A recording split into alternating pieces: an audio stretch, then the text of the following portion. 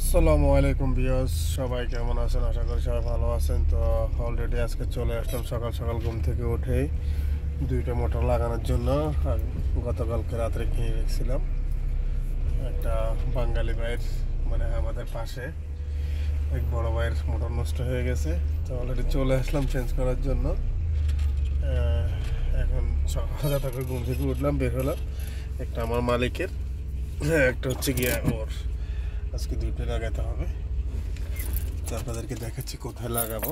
জায়গাটা এমন অবস্থা যে কি বলবো, বলার মতো আর কি, বাঙালির কাজ বলি কথা।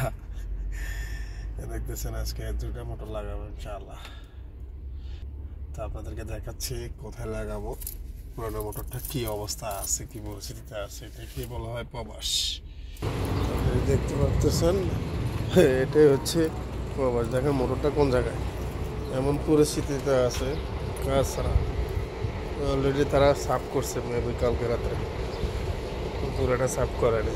এগুলো পরিস্থিতি, আবর্জনার অবস্থা দেখেন কি একটা পরিস্থিতি।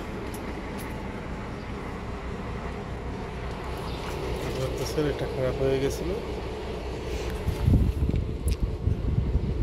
বড়টা চলতেছে না।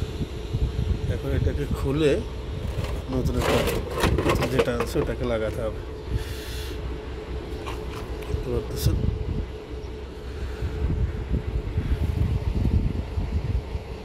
অবশ্য